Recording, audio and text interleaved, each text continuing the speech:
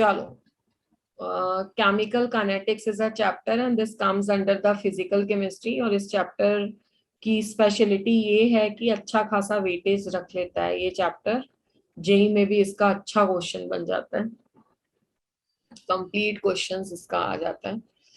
And जो chemical kinetics है आपका, पहली बात तो क्या होता है, अच्छा कौन बच्चा मुझे बताएगा कि इन दोनों वर्ड का क्या मीनिंग होता है? स्टैटिक, काइनेटिक या डायनामिक? मतलब स्टैटिक भी लिख लो चाहे डायनामिक भी लिखो, इनका क्या मीनिंग होता है? Who will tell me? Static हो गया स्टेशनरी, शाबाश। और स्टैटिक डायनामिक हो गया, means study of the objects at rest, है ना? Yes ma'am. और डायनामिक और हो गया काइनेटिक्स या डायनामिक्स का मीनिंग होता है study of the moving objects और objects. The particles in the motion और द मूविंग ऑब्जेक्ट्स। तो अगर यस केमिकल काइनेटिक्स है तो इसका मतलब क्या होगा? It is the branch of the chemistry. Chemistry में क्या मूविंग है? Yes ma'am. What is moving in the chemistry? Ma'am particle. Chemistry में तो कुछ भी रेस्ट पे नहीं है ना? सारे पार्टिकल मूविंग है, सब कुछ मूविंग है, पर इसमें हम रिएक्शंस की बात नहीं कर रहे हैं ना, इसलिए it is a branch of the chemistry which deals with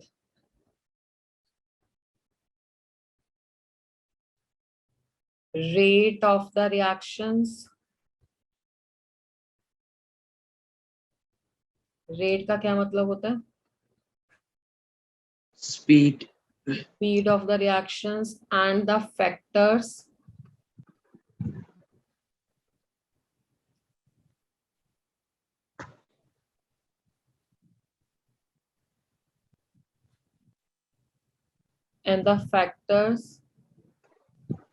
which affect the rate of reaction, which affect the rate of reaction। Rate वो वाला रेट नहीं है जो मार्केट रेट होता है। ये रेट का मतलब क्या है? Speed of the reaction. Speed. इस रेट का मतलब क्या है? वेलोसिटी। ठीक है, it is the study of the rate of the reaction and the factors which affected the rate of the reaction. ठीक है, मतलब रिएक्शन जब मूव करता है या रिएक्शन की जो स्पीड होती है वो कितनी है, ये कैलकुलेशन होगी, और क्या क्या करें कि रिएक्शन की स्पीड बढ़ जाती है या घट जाती है, ये हमें इस चैप्टर में पढ़ना है। ठीक है, तो इसका जो सबसे पहला टॉपिक पढ़ेंगे ना, वो हम पढ़ेंगे rate of the reaction. Rate of the reaction किसको बोलेंगे बेटे? जैसे कि मैंने अभी आपको बताया, velocity it is the speed oblique it is the velocity, है ना, of reaction विद विच। अच्छा, जब भी केमिकल रिएक्शन करते हो सबको पता ना रिएक्टेंट प्रोडक्ट क्या होते हैं? Yes ma'am. हाँ, तो with which the reactants gets converted to product, gets converted to product. ये वो स्पीड है जिससे कि आपके जो रिएक्टेंट हैं वो किस में कन्वर्ट हो जाएं? प्रोडक्ट में कन्वर्ट हो जाएं। ये स्पीड है, ये वो वेलोसिटी है। जब भी कोई केमिकल रिएक्शन लिखते हैं, let me right the chemical reaction in this way, A + B gives C + D। जब कुछ ऐसे चीज लिखी जाती है ना जहाँ पे केमिकल नेम नहीं है, ऐसे ही लिखा हुआ है ABCD करके, उसको बोलते हैं consider the general chemical reaction. General का मतलब होता है कि A और B की जगह कुछ भी हो सकता है। समझते हो ना इस बात को? yes consider the journal Yes, ma'am. Chemical reaction, मतलब ये मैं एक जर्नल में लिख रही हूँ और ये कहानी किसी भी रिएक्शन के लिए ट्रू है। बेटा इस रिएक्शन में ना मैं कुछ छोटे छोटे चेंजेस कर रही हूँ।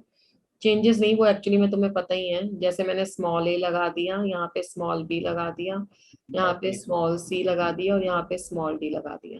तो ये small a and small b को बोलते हैं स्टोइकियोमेट्रिक Geometric कोएफिशिएंट। coefficients. देखो, क भी बोल सकते हैं इसको, च भी बोल सकते हैं। ठीक है, yes श ma'am is not a correct pronunciation, तो बेटर टू से स्टोइकियोमेट्रिक कोएफिशिएंट। स्टोइकियोमेट्रिक कई बोलने को बोल देते हैं, बस ch क या च होता है। कोएफिशिएंट्स। चलो ग्रामर की कोई दिक्कत नहीं है, पहचान जाना। स्टोचियोमेट्रिक कोएफिशिएंट, स्टोकियोमेट्रिक कोएफिशिएंट, स्टोचियोमेट्रिक नहीं कहना, स्टोकियोमेट्रिक कोएफिशिएंट्स ऑफ रिएक्टेंट्स। अरे यार, जब आप कोई केमिकल इक्वेशन लिखते हो तो उसमें बैलेंस करने के लिए आगे कुछ नंबर्स होते हैं ना, यस मैम, लिखे वो हुए है है। ना, 2 3 4 5 कुछ ऐसे लिखे हुए हैं, तो वो इसके स्टोकियोमेट्रिक कोएफिशिएंट्स हैं। तो ये क्या हो गए बेटे? Stoichiometric coefficient. Stoichiometric coefficients of products. Metric coefficients of product. products. Stoichiometric coefficients of product और stoichiometric coefficients of reactants. ठीक है? यस हाँ, न्यू यूनिट है, बताओ आकाश, मुझे अब पूछ रहा है, तुम्हें नहीं पता? तुम सुनते ही नहीं हो, क्लास में गुम रहते हो। तो मैम मैं लेट हुआ ज्वाइन, मैम 5 मिनट लेट हुआ। अच्छा अच्छा, हाँ नया चैप्टर है बेटे, अभी तो एक पेज भी नहीं लिखा। ठीक है जी, तो ये स्टोइचियोमेट्रिक कोएफिशिएंट्स ऑफ प्रोडक्ट है, वो स्टोइचियोमेट्रिक कोएफिशिएंट्स ऑफ रिएक्टेंट है। ठीक है बेटे, अब देखो, अब इस रिएक्शन की जो रेट होगा ना, रेट का मतलब होता है यानी कि स्पीड होगी। तो हमें कोई रिएक्शन के ऊपर टाइमर थोड़ा लगा हुआ है जिससे पता लगे कि घड़ी लगी हुई है, हाँ ये ऐसे चल रहा है। हम कैसे ऑब्जर्व करते हैं? हम इसे ऑब्जर्व करते हैं रेट ऑफ डिक्रीज। जब भी मैं नीचे वाला एरो डालूं, डाउनवर्ड वाला एरो ना, तो उसको डिक्रीज पढ़ना है, पता है ना तुम्हें ये? Yes, ma'am. Yes, ma'am. Rate of the decrease in the concentration of reactants. कि जब भी कोई केमिकल रिएक्शन होता है तो उसमें क्या होता है, रिएक्टेंट की कंसंट्रेशन डिक्रीज होती है, या rate of increase in concentration of products. ठीक है, it is the rate of decrease in the concentration of reactants और rate of increase in the concentration of products। कितनी स्पीड से रिएक्टेंट की कंसंट्रेशन कम हो रही है या कितनी स्पीड से प्रोडक्ट की कंसंट्रेशन बढ़ रही है। एंड माइंडेड कोई भी बच्चा बाय मिस्टेक भी इसमें प्लस नहीं डालेगा, all these 3 are equal, and this is very very important. मैंने बच्चों को ये गलतियां करते देखा है। ठीक है, तो this is rate of decrease in, देखो आप समझो ना, जिस स्पीड से रिएक्टेंट कम होगा वही स्पीड से प्रोडक्ट बनेगा, Yes, ma'am. है ना? तो दोनों में बराबर का साइन है, इक्वल का साइन। तो this is called as a rate of the reaction. Now the next thing is कि किसी भी रिएक्शन के रेट एक्सप्रेशन कैसे लिखते हैं, ये ना हर चीज का यहाँ पे मीनिंग है। मतलब रेट एक्सप्रेशन को रेट एक्सप्रेशन से याद रखना है कि मैडम ने ऐसे लिखा था और इस चीज को रेट एक्सप्रेशन बोलते हैं। ठीक है, rate expressions. Ma'am 2 minute, previous slide बताओ। लो जी, प्रीवियस स्लाइड निकाल दी।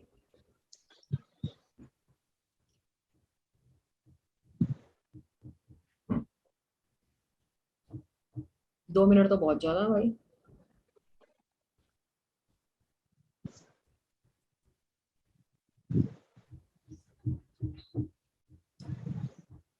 Done ma'am. तुम्हें अनम्यूट क्यों रखा है? इसलिए रखा है कि तुम बोल दो, चैट में रिप्लाई कर रहे हो, डर लगता है क्या?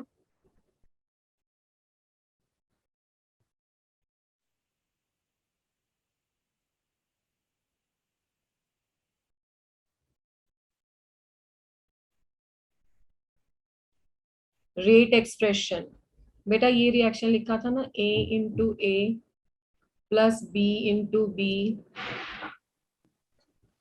Gives C into C plus D into D। तो अगर ये रेट रिएक्शन था, if this is a reaction, तो आप इसके पास रेट क्या लिखोगे?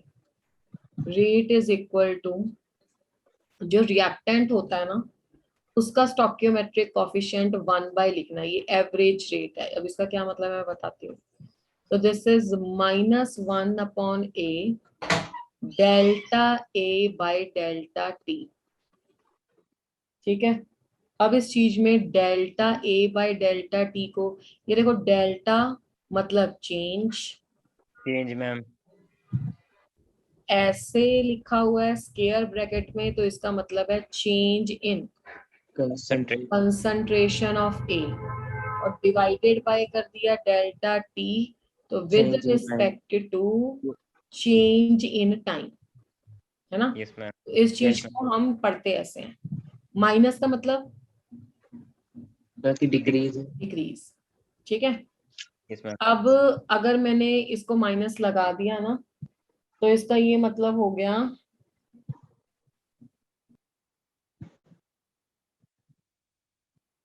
ठीक है। तो अब इसका ये मतलब हो गया कि अगर आप इसमें माइनस लगाओगे तो उसमें डिक्रीज पढ़ोगे।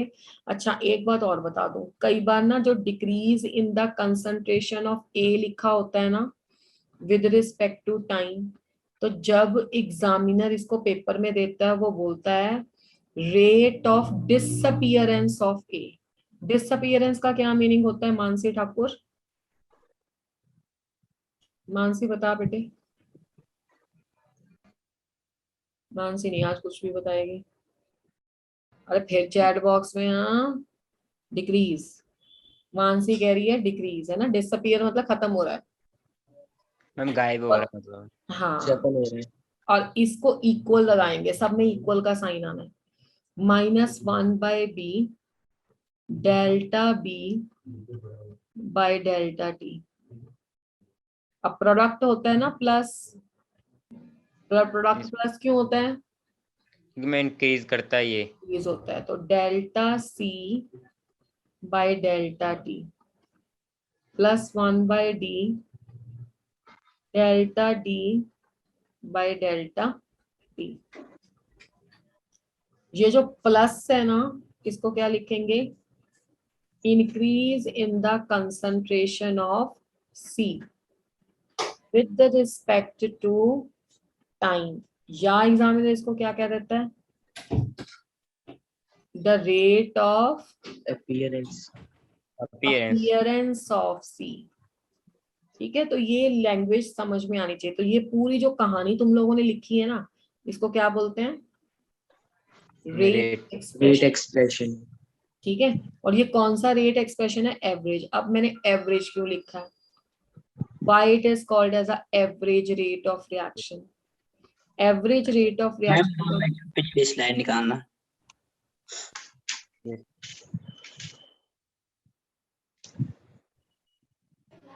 ठीक है मैम।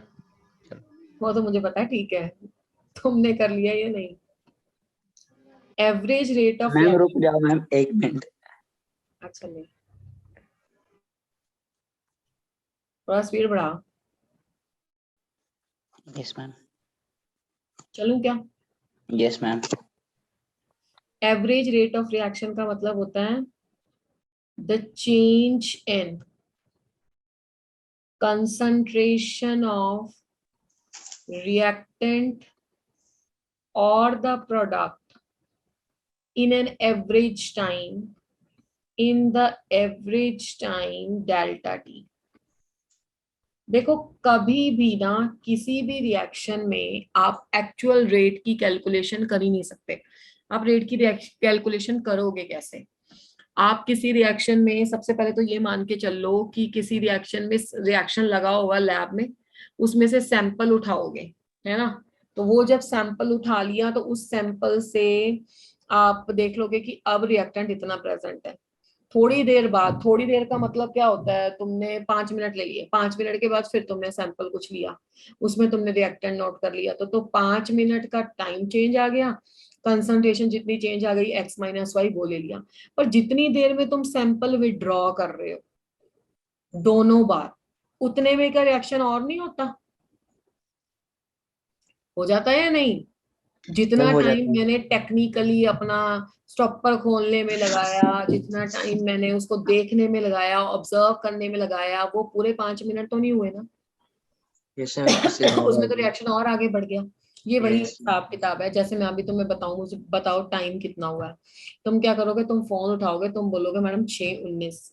मैं कहूंगी जितनी देर में तुमने 19 बोला उतनी देर में टाइम और आगे निकल गया। मैं 20 हो गई। 20 तुम हो गए। बोलोगे मैडम हम बहुत स्मार्ट है, हम थोड़ा सा बढ़ा के बोलेंगे 20, पर जो तुमने बढ़ा के बोला क्या वो एग्जैक्टली उतना ही बढ़ा? No ma'am. है ना। तो मेरे कहने का मतलब है कि जिंदगी में आज तक सही टाइम कोई बता ही नहीं पाया, है ना। तो मैडम हम घड़ी को सामने रख के बैठे हैं, जब देखेंगे तभी बोल देंगे। जितना मर्जी एक्यूरेट कर लो, 100% एक्यूरेट नहीं होगा, नियर टू एक्यूरेट हो जाएगा, एरर कम हो जाएगा। ठीक है, अब एरर कम करने का तरीका क्या है कि जितना टाइम तुम देख के मुझे बताने में लगा रहे हो उस टाइम को तुम छोटा कर दो। मतलब ऐसा नहीं करना मैडम ये हुआ 619 तो 619, ठीक है ना, तो उतने में मतलब बहुत कम चेंज आएगा। तो जब हम क्या करते हैं एक एवरेज टाइम ले लेते हैं ना, तो उस टाइम पे रेट की कैलकुलेशन सेकंड भी बता दे साथ में। मैं वही तो कह रही हूँ, जितना मर्जी कर लो, तो सेकंड के भी तो कितने छोटे पार्ट होते हैं, इतने में थोड़ा और आगे निकल जाएगा, कितना पार्ट ऑफ सेकंड आगे निकल जाएगा। You can reach to accuracy but you can not reach to 100% accuracy. Yes, मैं ma'am. नहीं कह रही कि तुम गलत बोल रहे हो, तो काफी अच्छा बता दोगे पर 100% नहीं।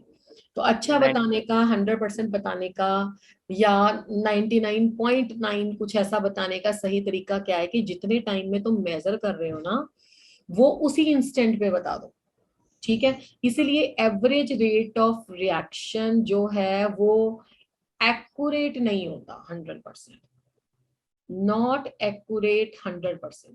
तो इसलिए हम जो कैलकुलेट करते हैं ना उसे बोलते हैं instantaneous rate of reaction.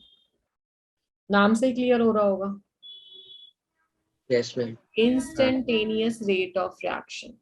Instantaneous rate of reaction का मतलब है बच्चा जी टाइम पास नहीं करना है, जितने टाइम पे तुम्हें ऑब्जर्व हुआ डिफरेंस उतना टाइम तुमने फटाफट लगा देना। तो इंस्टेंटेनियस रेट ऑफ रिएक्शन क्या होता है कि द रेट ऑफ रिएक्शन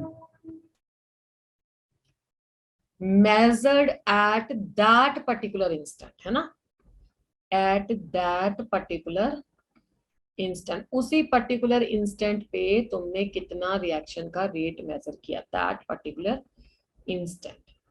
या उसकी दूसरी डेफिनेशन क्या हो गई लंबी वाली, the rate of change of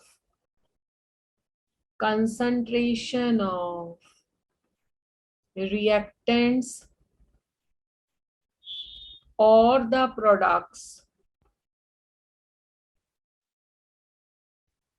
in the time delta t की जगह dt which is very small, ठीक है, that is called as instantaneous rate of reaction। अब इसको लिखेंगे कैसे, सेम रिएक्शन मैंने ले लिया, जर्नल रिएक्शन, और इसमें रेट का एक्सप्रेशन कैसे लिखा, देखो -1/a अभी भी लगाया, पर डेल्टा की जगह क्या लगाया मैंने, d लगाया। d is comparatively much smaller with respect to delta, delta से ये ज्यादा स्मॉलर है। तो minus of da/dt -1/b db/dt plus 1/c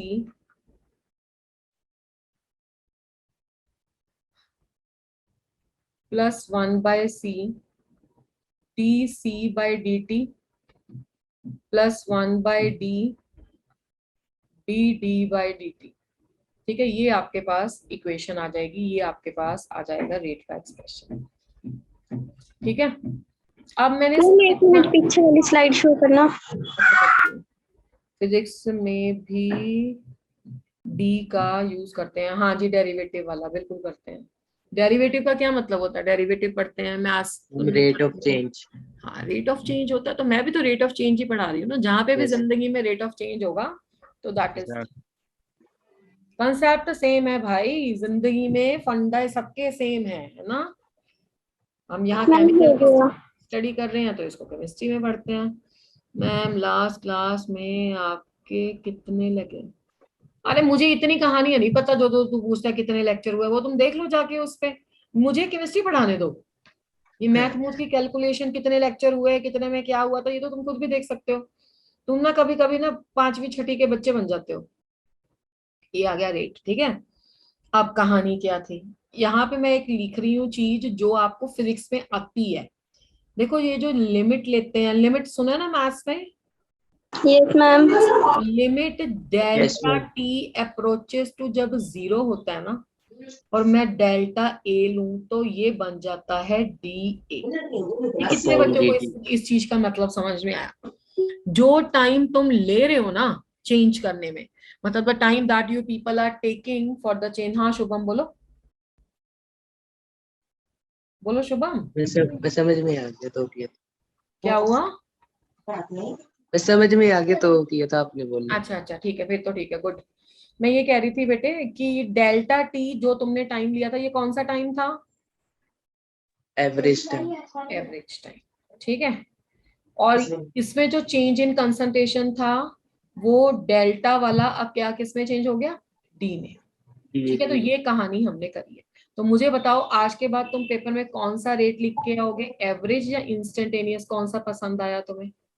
average. अरे एवरेज नहीं लिखना, एवरेज तो इंस्टेंटेनियस। पूरा सही नहीं होता। यस मतलब मुझे टाइम इंस्टेंटेनियस। लगाओगे, टाइम इज दिस, तो वो है एवरेज। ठीक है ना, हमें उसी टाइम पे बताना है। टेनिस में काफी एक्यूरेसी इसकी सही होती है ना। इंस्टेंटेनियस टेनियस। लास्ट वाला टेस्ट किस उसका हुआ था? मैम सब कुछ का साथ फिजिक्स केमिस्ट्री मैथ। अरे केमिस्ट्री के किस चैप्टर में, तेरे को क्या करूं मैं तेरा, केमिस्ट्री के किस चैप्टर, तो वो तो मुझे भी पता है सबका हुआ था। सॉल्यूशन था मैम आई थिंक। केमिस्ट्री के को आई थिंक बताओ मानसी किसका था? Solution ma'am. तो सोल्यूशन किसने पढ़ाया? Ma'am Himanshu sir. Himanshu sir तो ने। एक बार सर को बोल देना, अगर ने सर ने कर दिया ठीक है, नहीं तो मैं कर दूंगी, नो प्रॉब्लम। ठीक है, अगर उनके पास हुआ तो कर देंगे तो ठीक है, क्योंकि उन्होंने पढ़ाया, अगर उनके पास टाइम नहीं हुआ तो मैं कर दूंगी, कोई दिक्कत नहीं है। और बताओ, खुश? यस चलो मैम। अब मैं तुम्हें एक्सप्रेशन दूं, लिखना, लिखोगे अपनी कॉपी पे? यस चलो गड़बड़ मत करना। चलो पहला क्वेश्चन, मैं किसी को भी अनम्यूट करूं उसको आना चाहिए, तो मैं 1 मिनट पूरा दूंगी मैं लिखने के लिए। थोड़ा सा दिमाग भी तुम्हारा चेक करूंगी, ठीक है, कि मेरे बच्चे सोच रहे हैं कि नहीं सोच रहे, बस कॉपी पेस्ट कर रहे हैं। लो बेटा, ये फर्स्ट है।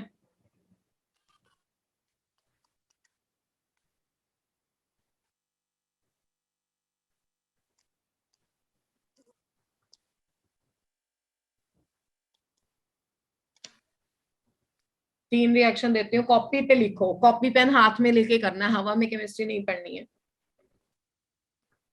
2 मिनट पूरा खुद को दे के तसल्ली से करो।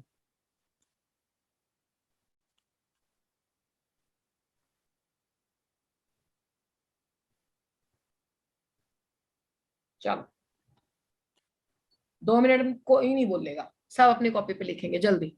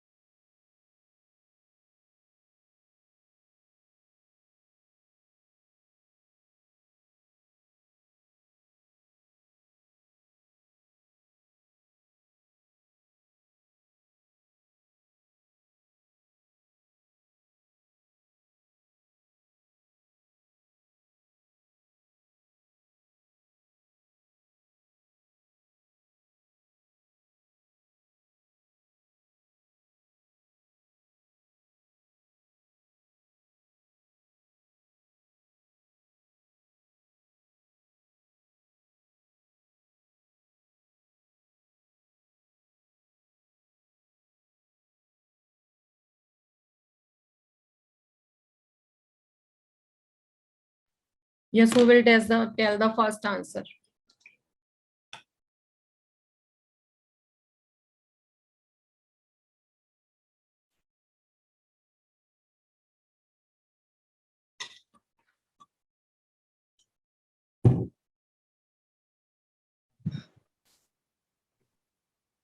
पहले का आंसर कौन बताएगा? किसने लिख लिया है? Yes ma'am. बोलो मैम लिख लिए। बोलो बोलो बोलो। Minus D upon minus D into N2 concentration of N2 N2 upon dt is equal to minus d concentration of H2 upon 3 dt ठीक है। is equal to 1 upon 2 d concentration of NH3 ammonia बोलना है इसको। is ammonia upon dt। ठीक है, second का कोई और बच्चा बताओ। Ma'am minus D concentration of CaCO3 over dt equal to d into इसमें माइनस concentration, लगाना है बेटे। yes ma'am, ठीक है, आगे।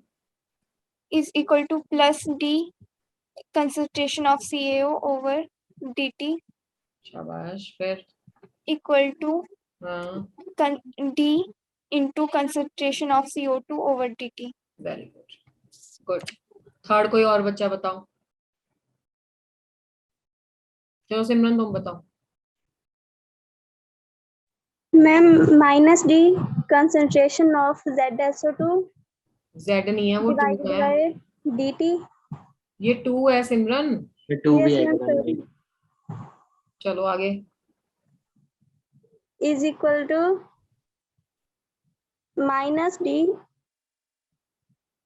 concentration of oxygen divided by dt is equal to plus 1 by 2 concentration of D SO3 divided by dt। शाबाश, तीनों बच्चों ने बिल्कुल सही आंसर दिया। किसी बच्चे को कोई डिबेट करना है, जिसके दिमाग में कोई चीज आ रही है, कुछ पूछना है, जो मैंने फिजिकल स्टेट लिखी है उसके विद रिस्पेक्ट टू। मैम यही आया है हमारा भी।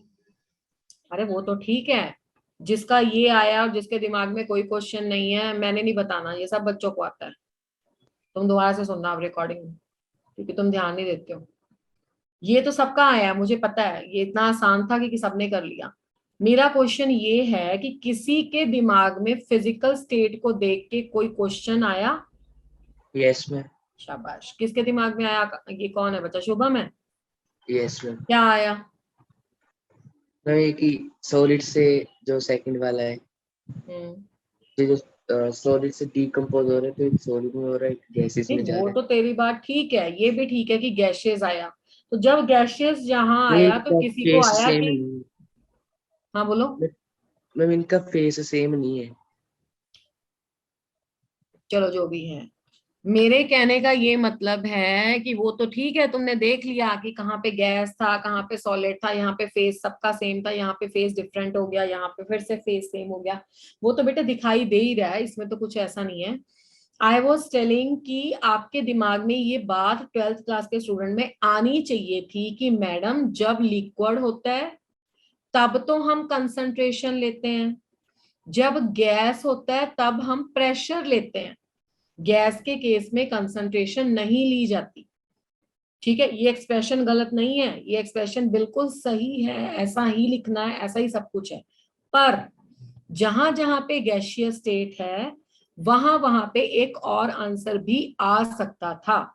Same answer minus D pressure of nitrogen by dt -1/3 D pressure of hydrogen by dt -+1/2 D pressure of ammonia by dt। CBSE में तो यहाँ तक ही होता है, पर जो बच्चा कॉम्पिटिटिव लिखने जाता है ना, उसके दिमाग में ये क्वेश्चन आने चाहिए कि मैडम लिक्विड में तो ये होता है, सॉलिड में भी हम कंसंट्रेशन लिख देते हैं, गैस में तो प्रेशर होता है, तो क्या ऐसे भी हो सकता है? हाँ जी, ऐसे भी हो सकता है। हो सकता है तुम्हें बोले, सुनना मेरी बात ध्यान से, 5 एटमॉस्फेरिक प्रेशर था नाइट्रोजन का, बाद में 3 हो गया, तो तुम ये थोड़ा कहोगे कि ये तो प्रेशर दिया हुआ है, मुझे कंसंट्रेशन ला के दो। मेरी बात समझ रहे हो या नहीं समझ रहे हो? ये बिल्कुल ठीक है, ये कुछ गलत नहीं है, 100% करेक्ट, ऐसे ही आना है आंसर, तो तुम्हें न्यूमेरिकल भी ऐसे ही आएगा। पर जैसे जैसे एग्जाम का पैटर्न आ रहा है, वो बच्चे का बेसिक बहुत चेक करता है। अरे मुझे तो अपने बच्चों को सारी चीजें बतानी है या नहीं बतानी? बताओ, सीबीएसई से ऊपर बतानी है ना? यस मैं ये कह रही हूँ, अगर आपके पास फिजिकल फिजिकल स्टेट गैसियस आ जाए, एक्सप्रेशन तो तुम वो लिख दो, कोई दिक्कत नहीं है, तब आपके पास जो रेट होता है, पहले चेंज इन कंसंट्रेशन था ना बच्चा, वो चेंज इन प्रेशर भी दे दे तभी तो भी वही फॉर्मूला लगाना, change in pressure by change in time. तो ये दोनों चीजें सही हैं, वो भी सही है। क्यों सही है ये? क्योंकि अगर गैस भी दिया हुआ है, उसका प्रेशर भी होता है, तो भी PV is equal to NRT लगा के उसको कंसंट्रेशन में बदल सकते हैं। तो ये गलत नहीं है, ये 100% सही है, 100% करेक्ट। पर अगर एग्जामिनर का मूड बन जाए कि मैं इनसे प्रेशर चेक करवाता हूं, तो तुम्हें ज्ञान होना चाहिए। ठीक है? Yes Yes, ma'am. ma'am. ठीक है, तो ये भी सही है। तो अब हमें इतना नॉलेज हो गया कि रेट आपके पास या तो यूनिट रखेगा कंसंट्रेशन बाय टाइम की, ये मैं यूनिट ऑफ रेट की बात कर रही हूँ, तो मैंने इसलिए चेंज नहीं लिखा। ठीक है, यूनिट ऑफ रेट या तो कंसंट्रेशन चेंज बाय, चल लिख देते हो, चेंज बाय टाइम होगा, या फिर क्या हो सकता है अभी बताया, pressure concentration change by time change, या प्रेशर डिवाइडेड बाय टाइम। ठीक है, तो याद Yes. रखना। अब कंसंट्रेशन के क्या यूनिट होते हैं? मोल पर लीटर, मोल पर लीटर होते हैं पर सेकंड। अब आजकल जो दे रहा है फेमस यूनिट, मोल पर लीटर का एक नाम है, कौन बच्चा मुझे बताएगा मोल पर लीटर को क्या बोलते हैं जिंदगी में? ऐसे मत करो, तुम सॉल्यूशन पढ़ के आए हो, तुम कहते हो हमने सॉल्यूशन पढ़ा, फिर सॉल्यूशन में ये नहीं सीखा, तो फिर तो गड़बड़ है। मोल पर लीटर किसको बोलते हैं? मैंने चैट बॉक्स नहीं पढ़ना, मुझे बताओ जरा, कॉन्फिडेंस बिल्ड होगा। पता नहीं मैम। पता नहीं वाला तो नहीं बताएगा ना। Molarity of solution. हाँ, शाबाश। किसने बोला ये? आकाश। आकाश ने। एवरीबडी क्लैप फॉर आकाश। मैं माइक ऑन करिए यार। कोई बात नहीं, आप म्यूट करके ही कर दो, मैं कर देती हूँ। वेरी गुड बच्चा, यस, प्रेजेंस ऑफ माइंड रखा करो क्लास में। गुड गोइंग आकाश। मोलारिटी पर सेकेंड, ठीक है, तो ये याद रखना पेपर में कि अगर मोलारिटी पर सेकेंड लिखा हुआ तो कंफ्यूज नहीं होना, क्योंकि मोल पर लीटर को हमने पढ़ा है सॉल्यूशन में भी, सम बेसिक कंसेप्ट्स में भी पढ़ा होगा, मोलारिटी बोलते हैं। और मोलारिटी का सिंबल क्या होता है? Capital M. छोटा एम लिखोगे तो वो मोलालिटी बन जाएगा, पढ़ाया होगा तुम्हें। दूसरी बात, हाँ शुभम बता बच्चे। वो बाय मिस्टेक। ठीक है, ठीक है, नॉट अ इशू। अब मोल पर लीटर की जगह ग्राम इक्विवेलेंट पर लीटर भी तो हो सकता है, ग्राम इक्विवेलेंट पर लीटर पर सेकेंड। ग्राम इक्विवेलेंट पर लीटर होगा तो उसको क्या बोलते हैं? नॉर्मेलिटी। तो दिस इज अ नॉर्मेलिटी पर सेकेंड, तो ये भी यूनिट हो सकता है। कितने यूनिट बता दिए? नंबर 1 इस तरह लिखा सकता है, नंबर 2, नंबर 3, नंबर 4, ऐसे हो सकता है। और अगर ऐसे हुआ तो प्रेशर क्या होता है? एटीएम पर सेकेंड। मैडम हमें तो बार आ गया तो कौन सा बड़ी बात है भाई? मैडम हमें तो टॉर्चर आ गया तो कौन सी दिक्कत है भाई? मैडम हमें एमएम ऑफ मरकरी आ गया तो कौन सी दिक्कत है? तो जितनी भी कहानियां, इसके अलावा भी पास्कल आ गया, कोई दिक्कत नहीं है। एमएम मरकरी पर सेकेंड, तो जो भी आ जाए, आएगा तो प्रेशर का ही ना, इतना तो याद रखोगे। टॉर्चर आए, पास्कल आए, कुछ आए, न्यूटन पर मीटर स्क्वायर आए, इतना तो ध्यान रखते ही हो। ठीक है, वो सब इसमें आएंगे। तो ये आपके पास 5 नंबर हो गया। तो ये यूनिट अगर लिखे हो रेट के तो आप इसको टिक करोगे। समझे मेरी बात? अच्छा, Yes, अब मैं इसमें देती yes, हूँ, ma'am. क्योंकि ये चैप्टर बेसिकली जो है ना, ये चैप्टर बेसिकली होता है आपके न्यूमेरिकल्स का। तो हम इसमें क्या करते हैं, हम इसमें सबसे पहले साथ साथ ही, ये मैं चाह रही थी कि साथ साथ ही जिस जिस टॉपिक को कवर करते चलते हैं, उस क्वेश्चन उस टॉपिक के साथ साथ न्यूमेरिकल करते जाते हैं, ताकि जब बाद में फाइनल में पहुंचो ना, तब आपको दिक्कत ना हो। ठीक है, चलो जी, पहला इसका आएगा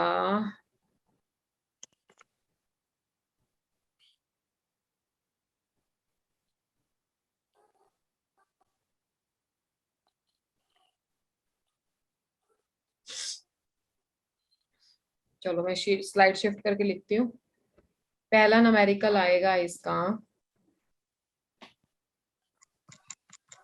फॉर द रिएक्शन, दो एक एक पेज पे लिखूंगी, ठीक है। सारा लेक्चर यहीं से सीख के जाना है, घर पे जब इसको प्रैक्टिस करना है तो उसके बाद 100% आ जाना चाहिए। नेक्स्ट क्लास में जब मुझे मिलो तो you must be 100% clear with what ever is taught in the class. Reactant changes from, कोई भी बच्चा चीटिंग करके गूगल करके आंसर नहीं दे देगा, मैं सीधा ही बोल रही हूँ। मुझे जो भी बच्चा आंसर देगा ना, मैं उससे पूछूंगी, जब तक मुझे तसल्ली नहीं हो जाएगी मैं तब तक पूछती रहूंगी। जब मुझे लगेगा हाँ मेरे बच्चे ने बिल्कुल सही आंसर दिया, खुद से उसको आती है ये बात, तब ठीक है। Minute, calculate average rate of reaction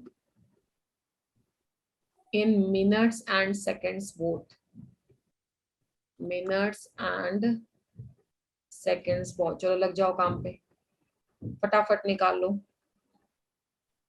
ma'am last के 15 मिनट में संडे टेस्ट का यूनिट में इम्पोर्टेंट कौन से टेस्ट का कौन सा टेस्ट है तुम्हारा इस संडे? मैम कल टेस्ट है। हाँ कौन सा? मैम कल है, क्या है कल? मैम थर्मोडायनेमिक्स है शायद। थर्मोडायनेमिक्स, ठीक है बता दो। नहीं मैम, थर्मोडायनेमिक्स और ऑर्गेनिक दोनों है मैम। तो ऑर्गेनिक तो मैंने ही पढ़ाया, उसके तो मेरे वाले लेक्चर से ऑर्गेनिक ले लेना। थर्मोडायनेमिक्स में सबसे पहले तो फर्स्ट लो लिख लो जिस बच्चे को जानना है, ये बाकी न्यूमेरिकल करते लो, जिसको जानना है देख लो। थर्मोडायनेमिक्स में इसको इस फार्मूले का न्यूमेरिकल बहुत आता है, delta is equal to Q plus minus W, जिसमें work done on the system by the system से न्यूमेरिकल आता है, इसे बोलते हैं फर्स्ट लॉ। इसका न्यूमेरिकल करके जाना। थर्मोडायनेमिक्स में ये वाला न्यूमेरिकल जरूर आता है, delta S is equal to delta H reversible by T. Temperature इसमें केल्विन में भरना होता है, ये किलो जूल पर मोल में लिखना होता है, ठीक है। थर्मोडायनेमिक्स में स्पॉन्टेनिटी पे क्वेश्चन पक्का आता है, स्पॉन्टेनिटी में साइन देने होते हैं कि डेल्टा एच नेगेटिव होता है, डेल्टा यू नेगेटिव होता है, डेल्टा एस पॉजिटिव होता है और डेल्टा जी नेगेटिव होता है। इस तरीके से साइन देने होते हैं, ये क्वेश्चन आता है। फर्स्ट लॉ ऑफ थर्मोडायनेमिक्स में इससे न्यूमेरिकल आता है, delta H is equal to delta U plus delta N G R T. कई बार पूछ लेता है कब दोनों बराबर होंगे, इसको Q P is equal to Q V plus delta N G R T भी बोलते हैं, ठीक है। बाकी थियोरी में थर्मोडायनामिक्स में इंटेंसिव एंड एक्सटेंसिव प्रॉपर्टीज आता है कि एक्सटेंसिव प्रॉपर्टीज कौन सी हैं और इंटेंसिव प्रॉपर्टीज कौन सी हैं। बाकी लॉज ऑफ थर्मोडायनामिक्स की डेफिनेशन पूछ सकता है, लॉज ऑफ थर्मोडायनामिक्स की डेफिनेशन के बारे में पूछ सकता है। डेल्टा जी मिक्सिंग की कैलकुलेशन और डेल्टा एस मिक्सिंग की कैलकुलेशन कर सकता है, ये बिल्कुल शॉर्टकट में बता रहे, स्क्रीनशॉट ले लो, ठीक है आकाश? मैम ले लिया। बाकी ऑर्गेनिक तो मैंने ही पढ़ाया, वो तो अब मैं ही क्या बताऊंगी दोबारा, वो तो पता ही है तुम्हें। Yes ma'am. Yes ma'am. Organic में this is very very important to go through the SN1 and SN2 reaction and कौन SN1 में ज्यादा रिएक्टिव है, कौन SN2 में ज्यादा रिएक्टिव है, कन्वर्जेंस आनी चाहिए, नेमिंग रिएक्शंस आने चाहिए, IUPAC नेम आना चाहिए।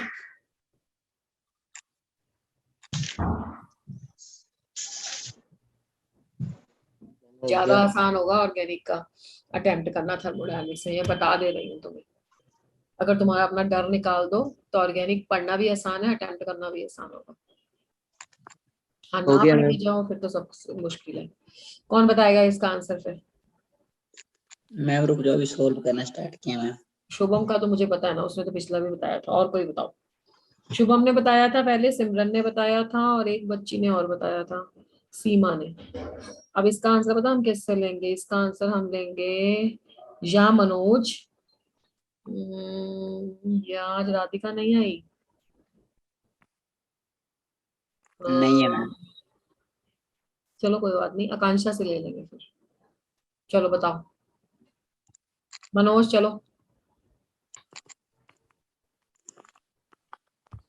देखो ना काम करोगे और फिर लास्ट में बोल देना चैप्टर बहुत टफ था। That's why we have not done. आकाश तुम बताओ. क्या मैम? शुभम ठीक है.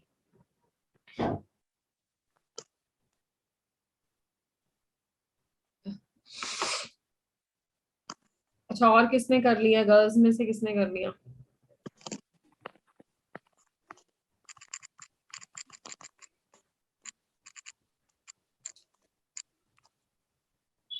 ठीक है बेटे दोनों. Yes ma'am. बताओ फिर किसने बताना है.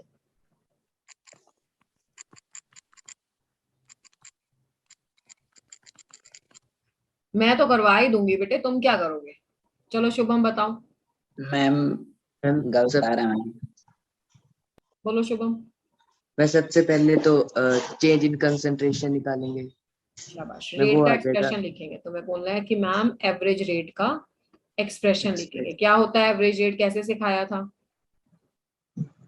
मैं माइनस हाँ, डी. डी नहीं, डी इंस्टेंटेनियस था. Delta. Yes ma'am. Delta concentration of R by D T. Delta T sorry, क्योंकि रिएक्टेंट के आगे माइनस लगाना है और कंसंट्रेशन के लिए स्क्वायर ब्रैकेट लगाना है. Minus delta R by delta T is equal to plus delta P by delta delta T. T. ठीक है. माइनस डेल्टा आर कितना हो गया? Change in concentration of R कितना हो गया? 0.032 0.02. तो ये आ गया 0.02 माइनस 0.03. ठीक है. टाइम कितना चेंज आया? 25 मिनट. तो 25 हो गया. कभी भी ना रेट नेगेटिव नहीं होता ये, हाँ ऑलवेज पॉजिटिव आता है. अगर कंसंट्रेशन रिएक्टेंट की नेगेटिव आ भी जाए तो उसके लिए भी तो आगे नेगेटिव लगाते हो ना, इसलिए फिर नेगेटिव नेगेटिव प्लस होता है. ये कितना आ गया आपका सॉल्व करके? माइनस 0.01 आ गया, जो माइनस माइनस आगे से प्लस हो गया. तो ये बन गया 0.01 डिवाइडेड बाय 25. तो 0.01 डिवाइडेड बाय 25 को तो सॉल्व करना ही आसान है. ठीक है. तो 1 डिवाइडेड बाय 25 इंटू 0 हो गया. ठीक है. अगर आप करना चाहते हो और सिंप्लीफाइड तो 100 से मल्टीप्लाई कर लो, 100 से डिवाइड कर लो. तो 25 इंटू 4 हो जाएगा 100. तो 4 इंटू 10⁻⁻4 ऊपर ले जाओ. अब कंसंट्रेशन का यूनिट मोलैरिटी दिया हुआ था ना, तो ये हो गया मोलैरिटी और ये पर मिनट. ये पर मिनट हो गया. ठीक है. अब मिनट तुम्हारा नीचे है, तो कैसे करोगे? ये मिनट को सेकंड में कन्वर्ट, अगर आपको सेकंड में निकालना है. जो तुम्हारा आंसर आया था 0.01, बहुत सीधी सी बात है. 25 मिनट थे, तो 25 मिनट में कितने सेकंड्स होते हैं? 60. मल्टीप्लाइड बाय 60 कर दो. या तुम ऐसा भी कर सकते हो कि जो तुम्हारा ऑलरेडी आंसर आ चुका है उसको डिवाइडेड बाय क्या कर दो? 60 कर दो. 60 में पहले तो एक जीरो एडजस्ट कर लो, तो 10⁻⁻5 हो गया. अब 4 डिवाइडेड बाय 6 क्या होता है? कौन बताएगा? 4 डिवाइडेड बाय 6 क्या होता है? 0.67 या 67 आ गया. ठीक है. ये या 667 लिख लो, कुछ भी लिख लो. ठीक है. 667. तो this is a one way of giving the answer. पर अगर ये ऑप्शन हुआ, यहाँ तक तो ठीक है. अब यहाँ पे क्या यूनिट आ गया? मोलैरिटी पर सेकंड आ गया. पर अगर वो ऑप्शन हुआ तो कई बार वो आगे पीछे करके आंसर दे देता है. जैसे अब इसमें हमेशा ना मोस्ट ऑफ द टाइम जो जनरल फॉर्मेट है आंसर देने का, वो 1.1 डिजिट के बाद डेसिमल देता है. तो इसमें डिवाइडेड बाय कुछ कर लो तुम. जैसे 1000 कर लिया तो एक जीरो उसके साथ एडजस्ट कर लो. तो एक जीरो एडजस्ट करी तो बाकी दो बची. तो 6.67 हो गया और 10⁻⁻6 हो गया. ये और में है. अगर ऑप्शन हो तो ये आपकी फिर आपको थोड़ा एडजस्ट करना पड़ेगा, क्योंकि most of the time format ऐसा होता है. अगर ये क्वेश्चन ऑप्शनल नहीं है तो जो येलो कलर से लिखा डाटा है ये भी आंसर हो सकता है. अब इतना सिंप्लीफाइड मैथ इससे ज्यादा नहीं मैं करवा सकती. बाकी तो डिवाइड मल्टीप्लाई ही था. अब तुम वो भी कहो कि हमारे लिए तोप का है क्वेश्चन मैडम, फिर तो भाई बॉम्ब है ये. आ गया कि नहीं आ गया? अरे हाँ तो बोल दो. Yes ma'am. Yes ma'am.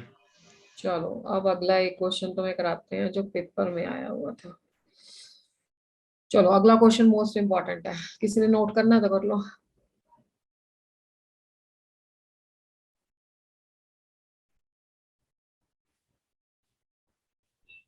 करूं क्या शिफ्ट स्लाइड? मैं रुको, 1 मिनट मैम। ठीक है।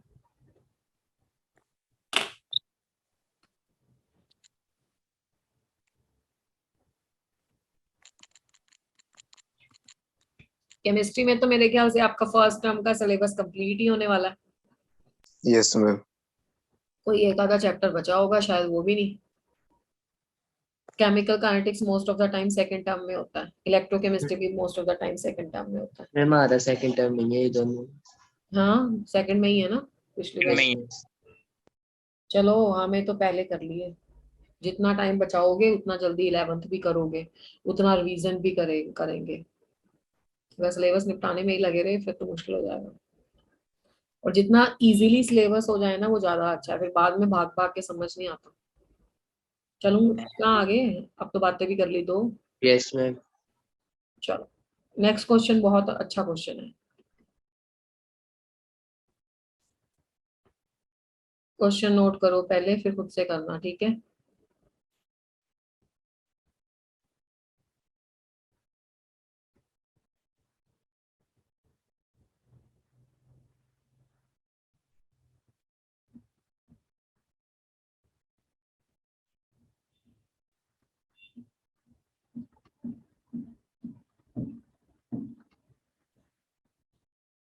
इसके स्टेटमेंट से कोई लेना देना नहीं है, जितना सिखाया उतना करो।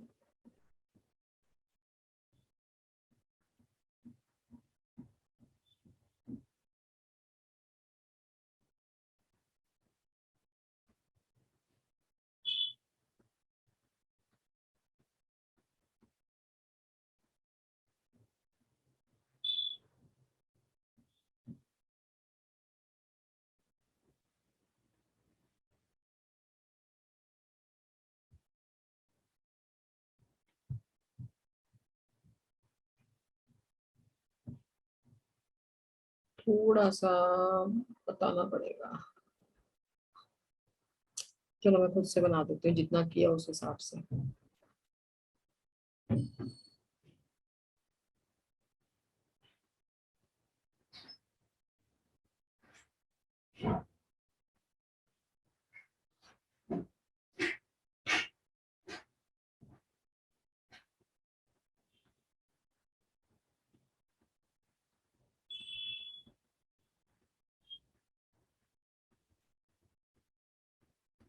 चलो करो ट्राई।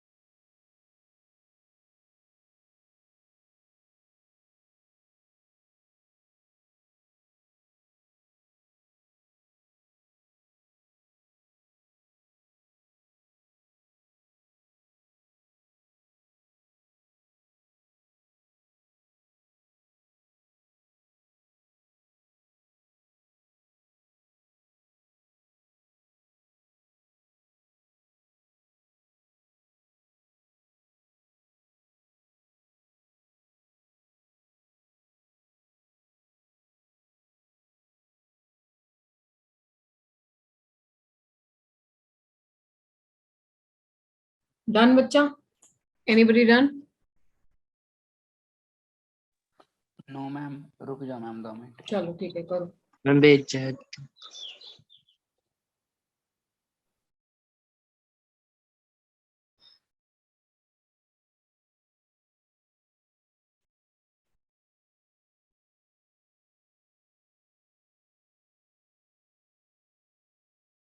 शुभम वैसे एक बार दोबारा चेक करो, बाकी मुझे निकाल के देखना पड़ेगा, एक बार रीचेक कर लो।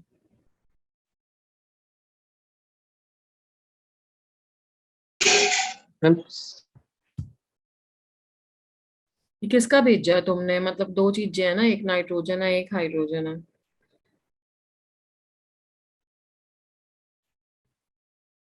एक बार रिकंसिडर करना पड़ेगा तुम्हें। बैलेंस केमिकल इक्वेशन करो, फिर उसके हिसाब से निकालो।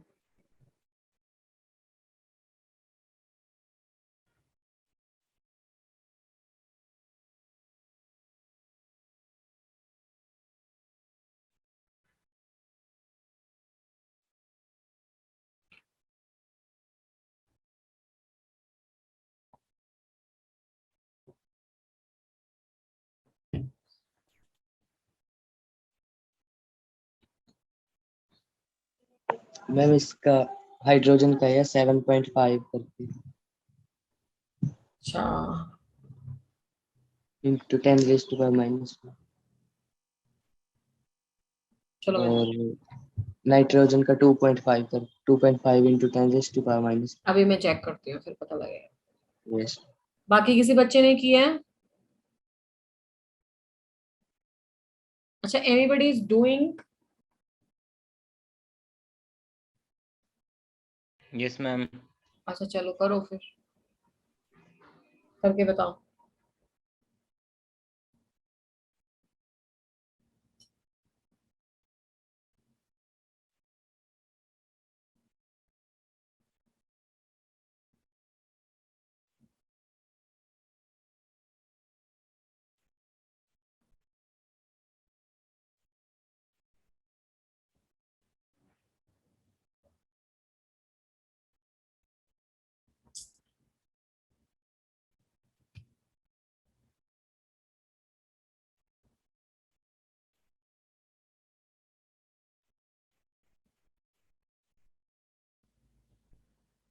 इसको रहने दो अभी, क्योंकि ये तुमने नहीं पढ़ा, इससे कोई लेना देना भी नहीं है, इसी से काम करो।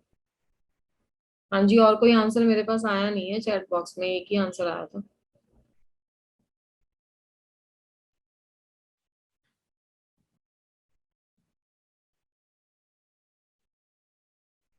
इक्वेशन क्या था? Decomposition of ammonia. Decomposition of ammonia का मतलब होता है अमोनिया टूट रहा है, 2 मॉलिक्यूल्स ऑफ अमोनिया, ये नाइट्रोजन दे देगा और प्लस 3 मॉलिक्यूल्स ऑफ हाइड्रोजन दे देगा। एक यस आया है। हाँ, तो जब रेट एक्सप्रेशन लिखोगे तो -1/2 DNH3/dt is equal to is equal to dN2/dt is equal to 1/3 1/3 H2 TH2/dt। Upon dt। बाकी इनके मीनिंग पता होना चाहिए। Rate of the production of the nitrogen and hydrogen calculate करना है। Rate of disappearance of ammonia या decomposition of ammonia.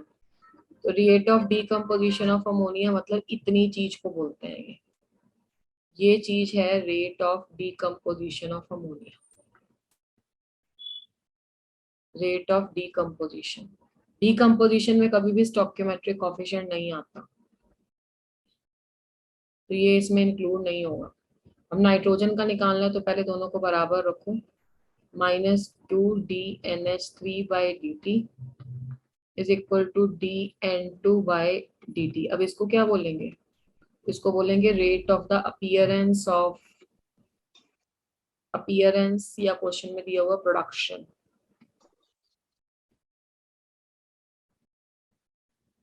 Production of nitrogen.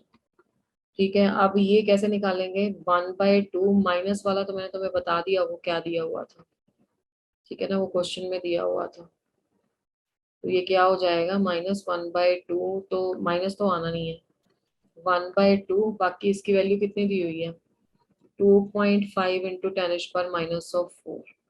तो इससे जो आंसर आएगा dN2/dt का वो आ जाएगा 1.25 इंटू 10⁻⁻⁴। तो ये तो है पहला आंसर।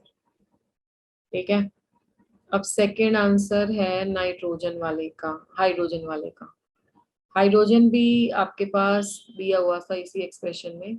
तो जब नाइट्रोजन, अब आगे आपके पास दो तरीके हैं, या तो तुम्हारे पास ये भी कैलकुलेट हो गया, ये दोनों को भी बराबर रख सकते हो, या तुम इसके भी रख सकते हो। तो सेकंड थर्ड को रख लो और आसान है। ये तुमने कैलकुलेट कर लिया, dN2/dt ये है 1/3 ऑफ dH2/dt, है ना। ये देखो, पर तुम्हें dH2/dt निकालना है तो dH2/dt इधर रहने दो और ये 3 को इससे मल्टीप्लाई कर दो, dN2/dt। तो 3 मल्टीप्लाइड बाई dN2/dt कितना है 1.25 multiplied by 10⁻⁴. So this is dH2/dt. 5 3s are 15, 3 2s are 6 और 1 7, तो 3 -4। बाकी अगर मोल पर मोलैरिटी पर सेकंड है तो वो लिख देना, या जो भी दिया हुआ है वो लिख देना। तो ये तुम्हारे आंसर आ जाएंगे। पर तुमने किसी ने ना जो रेट ऑफ डिसअपियरेंस था उसमें 1/2 को भी काउंट कर लिया, -1 को सिर्फ काउंट करना था, 2 नहीं आना था। तो इसकी वजह से किसी का आंसर गड़बड़ हो रहा है। ठीक है, यस मैम। चलो कर रहे हो क्या नोट? थर्ड क्वेश्चन है, अगली स्लाइड पे लिख देते हैं।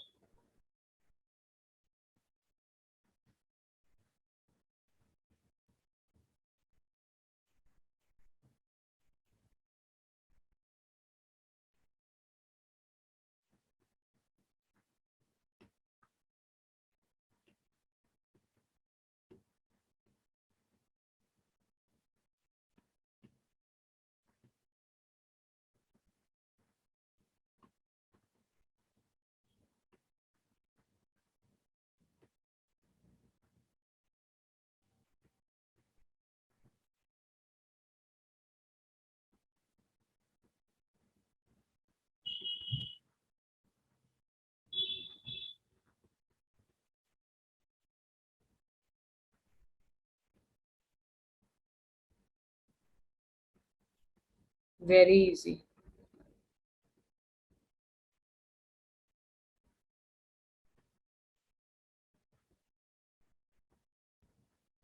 चलो गो फॉर इट।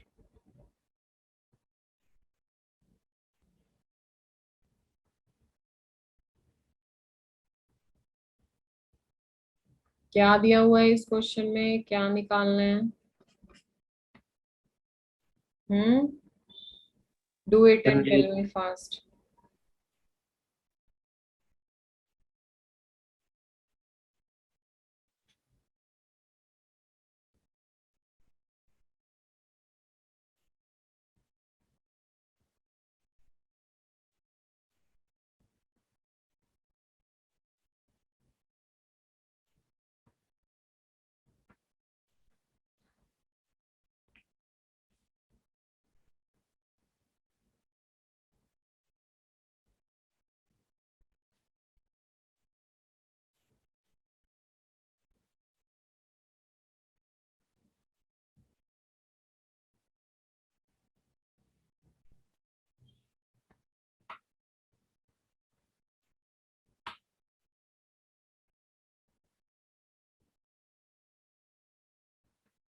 क्या होता है बेटे रेट का एक्सप्रेशन? इसके लिए क्या होगा, -1/2 delta A bye delta T, yes और नो?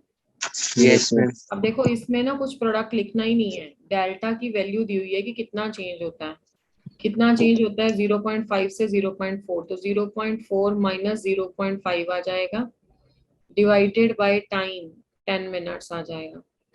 तो बस -1/2 -0.1 divided by 10, minus and minus cancel, ये 0 आ गया, तो 1/200, 1/2 0.5 होता है, तो 5 ले लेंगे तो 1 0 और हो जाएगी। तो 5 × 10⁻³ मोलारिटी पर टाइम कितना था, मिनट था ना। मैं अपने मिनट का निकाल, हाँ तो मिनट है तो मिनट लिख लो, सेकंड है तो सेकंड लिख तो लो। मैंने सेकंड का भेजा। It's okay, no problem. इस क्वेश्चन में मेंशन नहीं है, तो अगर ये ऑप्शनल क्वेश्चन नहीं है तो कोई भी निकाल सकते हो, अगर ऑप्शनल क्वेश्चन होता तो फिर आपको मेंशन करना पड़ेगा। तो यस देखो बेटा, single topic I have covered today, you can see. बहुत स्लो मैंने लिया है ना, बताओ स्लो लिया, फास्ट तो नहीं लिया? Ma'am, No, fast ma'am. में स्लो। Slowly, ma'am. स्लो लिया। आज मुझे ना जरा थम्स अप देके बताओ कितने बच्चों को समझ आ गया अच्छे से। बाकी सो रही हो क्या? बाकी भी बताओ जल्दी, जल्दी करो जल्दी। अभी मेरे पास सिर्फ 6 या 7 रिस्पॉन्सेज आए हैं, 7 में से एक एडमिन और मैं, एक मैं लगा लो 9 है ना। तो बाकी के 16 बच्चे कहाँ हैं? 16 स्टूडेंट्स आर नॉट आंसरिंग। तो इसका मतलब है मैं क्या समझूं कि चलो थोड़े से बढ़ गए, बाकी नहीं सुन रहे हैं। ये पीछे वाली लाइन देखो, आराम से रेस्ट कर रही है। तो अगर आप सुनोगे नहीं ना, अब जिन जिन बच्चों को समझ में आ गया, आपके पास इस वीक होमवर्क भी आएगा, करके आओगे ना होमवर्क बेटे? Yes, yes ma'am. मैम। हाँ, और ये भी मैं नेक्स्ट क्लास में आऊंगी तो मैं किसी से भी रिकैप्चुलेशन करवा सकती हूँ। चलो मैं रिकैप्चुलेशन की टर्म दे देती हूँ। रिकैप्चुलेशन करेगा आकाश, ठीक है आकाश? Yes, ma'am. ठीक है, तुम नेक्स्ट क्लास में सबसे पहले रिकैप्चुलेशन करोगे, उससे नेक्स्ट क्लास में मेरी सिमरन करेगी। चलो Yes, ma'am. बेटा, this is all for today, next class में विल सी यू। आप बिल्कुल ये चैप्टर इतना अच्छे से आना चाहिए कि मुझे कहने की जरूरत ना पड़े। Okay, Yes, ma'am. चलो जी, बाय बाय। मैम, हमने आपको होमवर्क पीडीएफ बनाकर भेजना है या फिर क्लास में बताना? ये भी आपको मैसेज में आ जाएगा, आप मेरी क्लास तक कर लेना, ठीक है? Yes, ma'am. चलो, मैम, मैं ऑर्गेनिक में क्या पढ़ूँ आगे?